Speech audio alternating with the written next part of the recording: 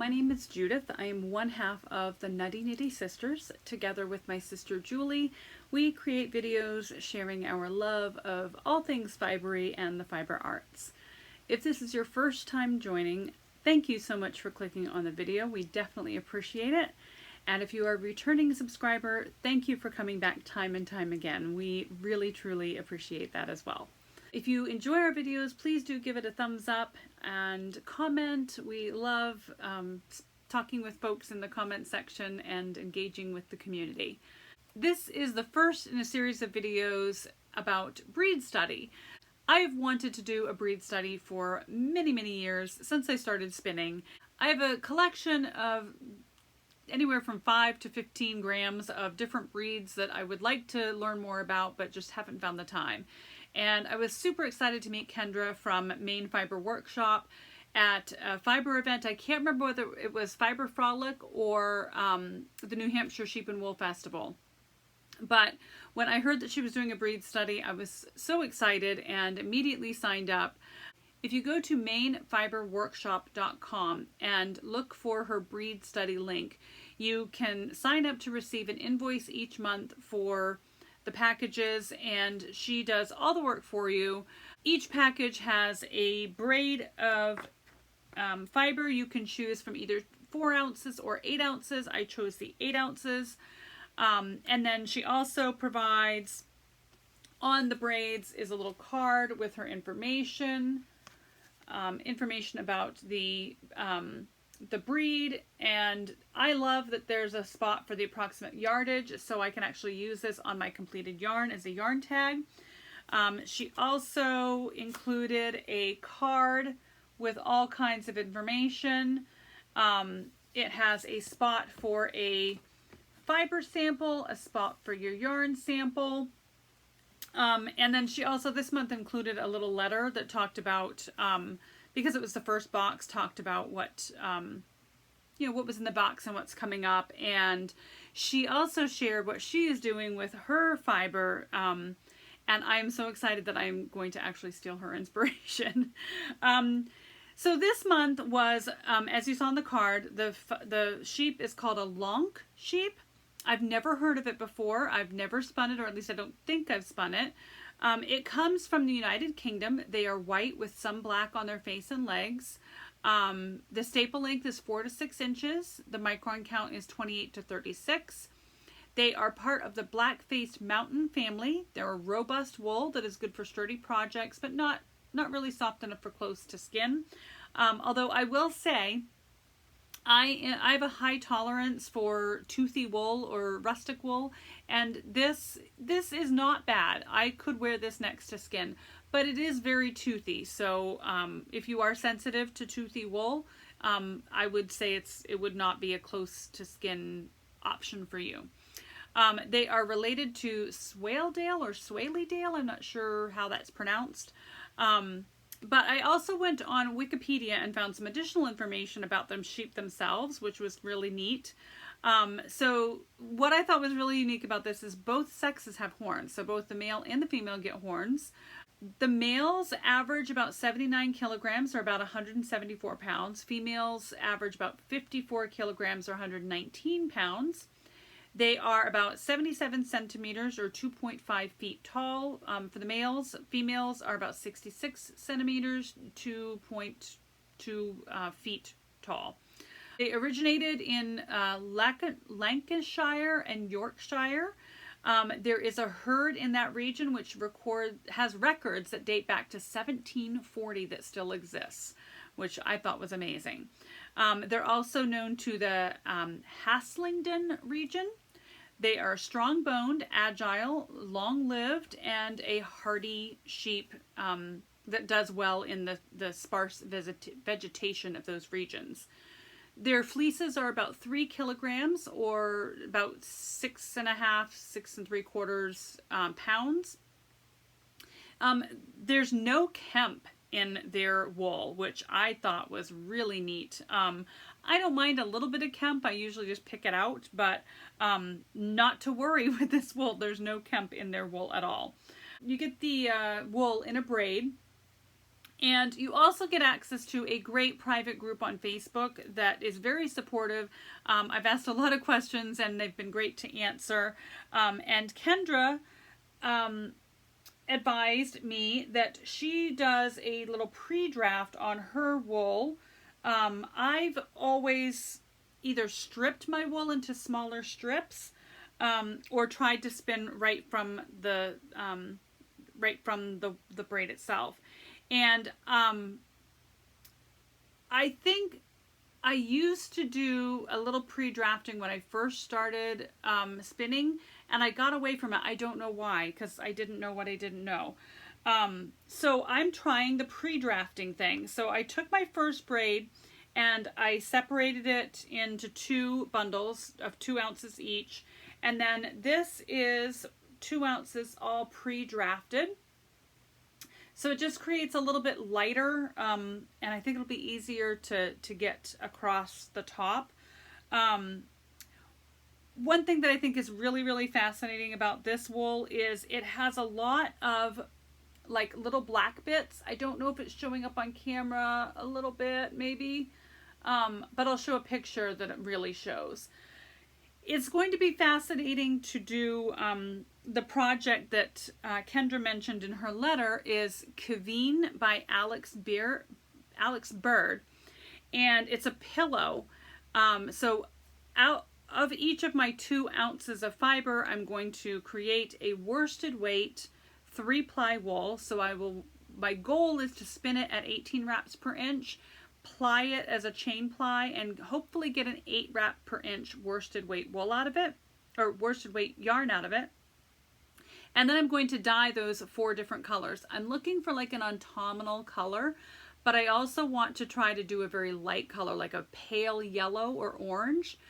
I think it's going to be interesting to see how those darker bits of wool might stand out more with a lighter dye, as opposed to like a dark brown or a red.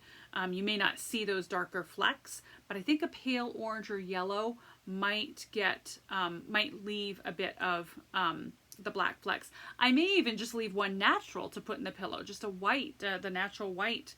We'll see. I'm going to have so much fun spinning it and dyeing it. And as you can tell, I'm quite excited to begin this project. So I will include some video of the spinning process, a little commentary here and there about how it's spinning and what I think about it. And then hopefully I'll get to dye some of that yarn and share that with you, as well as the finished project. So I hope you enjoy the video. I will see you on the other side. Bye.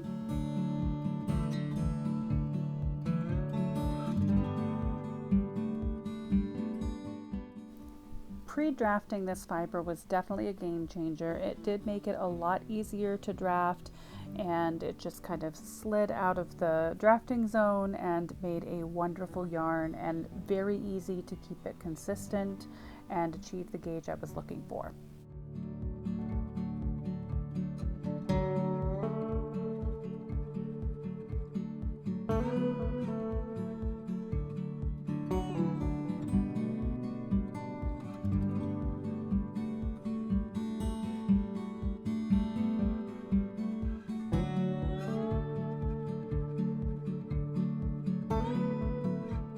I'm so used to stripping my roving into almost pencil roving that it took some getting used to going across the top, but it was definitely worth the time to prep it and pre-draft it.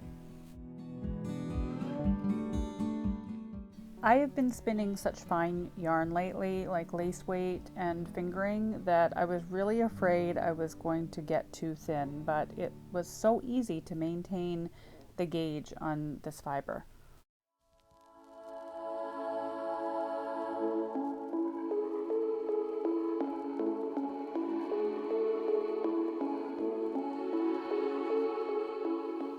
Hi, I thought I would pop in real quick and share with you the first skein of yarn that I've completed with the Lonk fiber.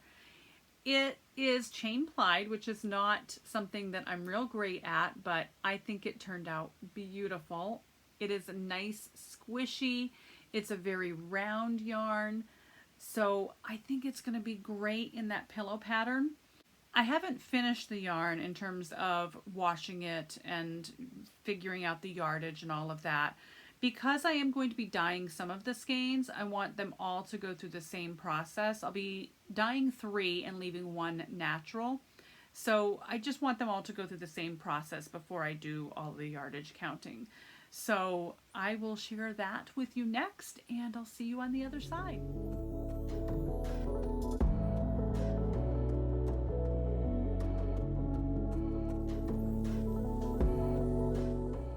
Time got away from me and I didn't get a chance to ply the singles until we took a camping trip, and it was so nice just to sit out in nature and ply the rest of that yarn and get it ready for dyeing when we came back.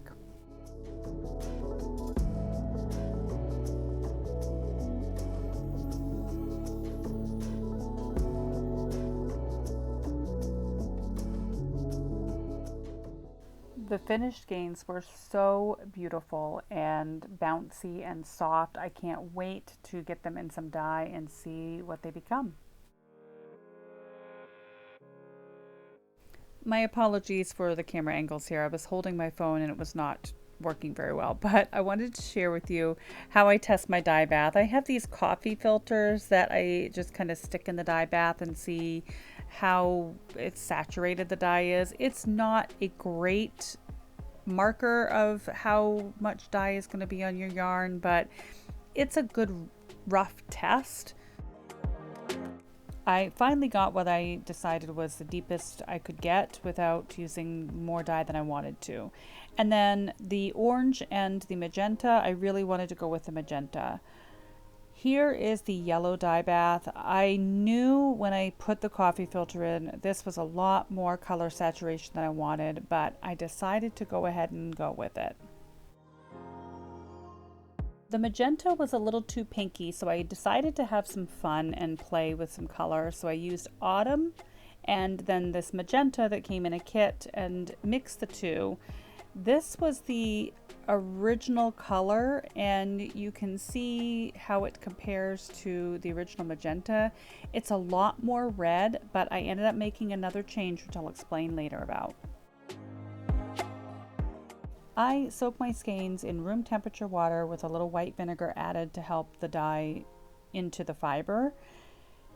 And into the dye we go. Look at that yellow. It is such a happy color. I know, I forgot to wear my gloves. The water wasn't hot yet, and I don't mind a little color in my fingers.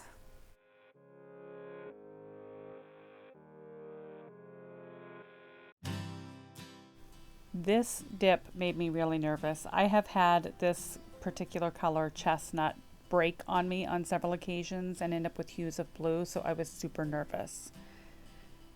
And here they are, cooking away.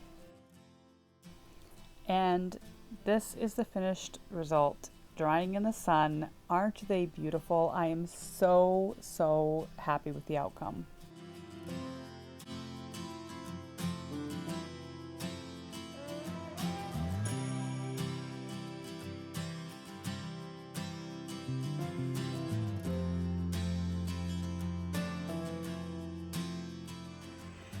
Hello, it is 88 degrees and blazing hot. We're having the hottest weather of the summer and I love it. So the yarn that I dyed was able to dry super quick in this heat and I love it. So I also did the yardage count as you saw in the video. And I figured out how much yarn I actually have from the Lonk fiber.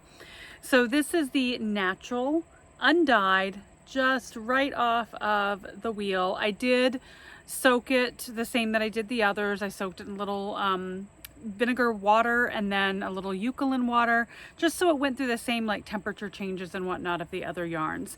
So this one came out at 61 meters or 66.71 yards. That's 55 grams. And then the beautiful yellow fiber, This was a lot more yellow than I expected it to be. I think it stayed in the bath probably a little longer. It really took up a lot of the color, but you can still see the darker bits in there, the darker pieces of yarn, especially right here. So I'm loving the way it turned out. I love the bright yellow that it came out to be. It's almost like goldenrod. And it came out at 56.5 meters, 61.79 yards, and 55 grams. This was dyed with some leftover color I had in a kit. I don't remember the name of the dye or the color of the dye. I think it's like sunshine or sun yellow or sunflower, something like that. This one is Country Classics dye. It is the color chestnut. And it really is a beautiful chestnut color.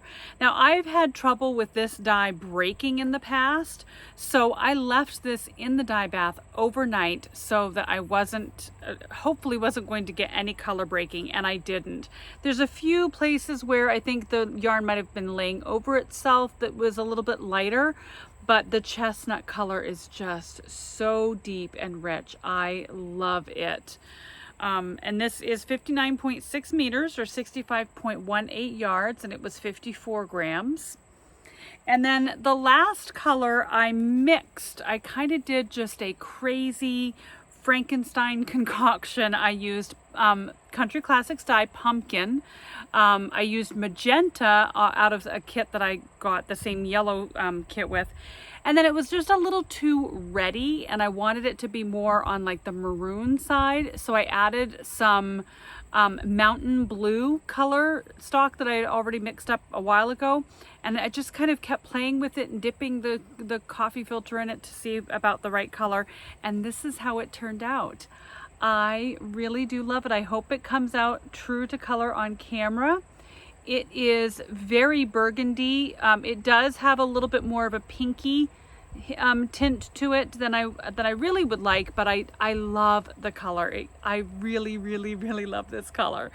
This one came out at 49.3 meters or 53.92 yards, and it is 54 grams. So although I absolutely love every single one of these colors, and they are going to be absolutely gorgeous together in the pillow, I am a little concerned because in the pattern it says that you need 100 grams or 109 yards of worsted weight yarn.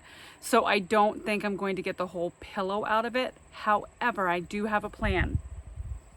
I have about half of what I need here. So the way that the pillow is made, you do a provisional cast on, you sew all the way down, and then from what I can see of the pattern, you continue up the back and then you graft the two together. So what I think I'm going to do is go ahead and do the pattern with these 4 colors. And then I have some Briggs & Little Tuffy that I use to make my husband's socks that is plain black, and I also have a plain gray. I think I'm going to use the black and just do a plain black panel on the back side.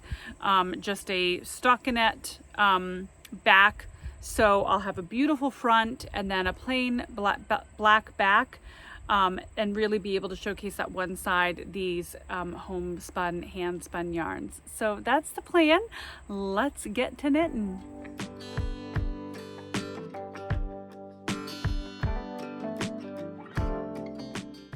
I truly enjoyed knitting this project. It was a fun go anywhere project. I took it camping and to the pool and just had a wonderful time knitting this little pillow up.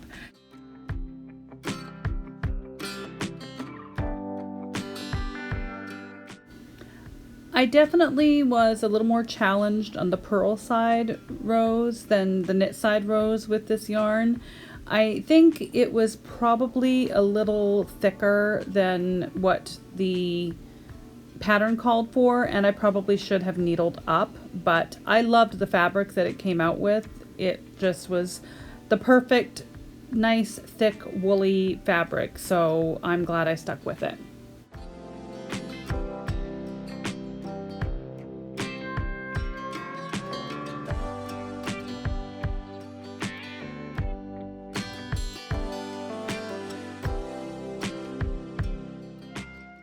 I can't believe how quickly the time passed and we transitioned from August to September, and the weather just changed so quickly. But I love this time of year. It's fall.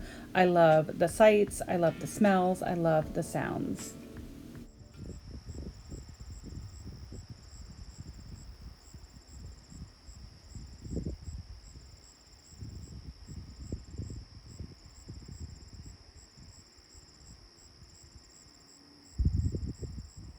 Hello again.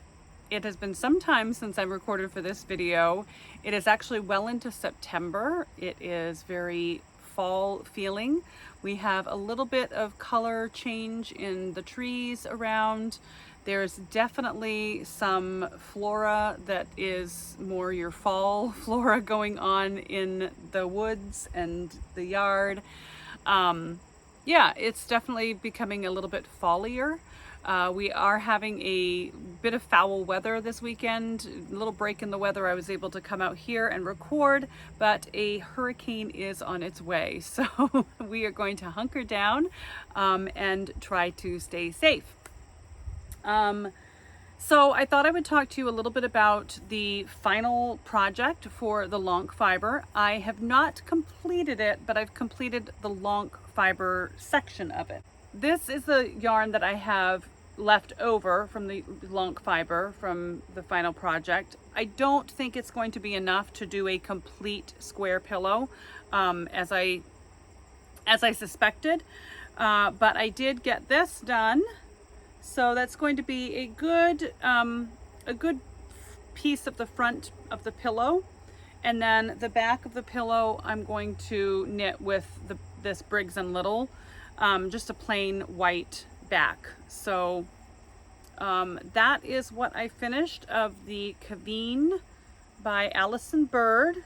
It is a free pattern on Ravelry. I think it was a free pattern, I'm pretty sure. I will link it in the description box. I will also put a link to my project page, so when I've completed that there will be a picture, and I will likely do just a little shorts video when it's completed, so that will be here for you to view as well. But I've received my next box, my September box for the breed study, so because I wanted to get right into that, I'm going to set aside the project for a little bit. I'll pick it up here and there. It's going to be sort of my TV knitting, because it's just stockinette stitch from here on out, and then I'll be able to assemble it quite quickly. But the newest breed study fiber has arrived, and it is gorgeous Teeswater fiber. I haven't really gotten into it yet because I really want to look in my fiber source books, check out the internet, and really get to know the Teeswater fiber. I've worked with it a little bit in blends, but I've never spun it like just straight Teeswater. So I'm pretty excited to see what that wants to become. I think the way I'm going to approach the box this month is I'm going to spin the fiber into sort of the yarn that it wants to become. After I've looked into, what's the best way to spin Teeswater. Is it better as a 2-ply, as a 1-ply, as a single ply? And then I'll decide what I want to knit with it based on the yardage that I get out of it. That way I don't sort of end up short in the project that I'm intending it for. So it's more spinning the yarn and then finding the project for that yarn. I think that's going to make more sense. But we'll dig into that in the next video. This is the card for the Lonk fiber. I have the little bit of fiber there, and then this is the original sample yarn, and then this is what the final yarn was with all of the different colors in there. So yeah, it was really super fun to learn about this sheep that I had never heard of and use the fiber that I'd never used before. If you enjoyed this video and would like to become part of the breed study, Please check out Maine Fiber Workshop. This is her information, and I'll leave it in the description box. This is a great monthly subscription box. I love that it's a different breed of yarn. I love that it's an all natural yarn, or all natural fiber, and it's just so much fun to learn about the different types of wool. So I have really enjoyed learning about Lonk sheep and the different applications of their fiber. I've enjoyed spinning the fiber, knitting with the finished product, and dyeing. It was just so much fun. I hope you have enjoyed it as much as I have, and if you have enjoyed it, please give a thumbs up to the video, give us a subscribe and click the bell, and check out some future videos on this amazing breeze study which Kendra puts together for us. It is so much fun, and I hope you've enjoyed it. Thank you so much for watching. I really appreciate it, and I'll see you next time.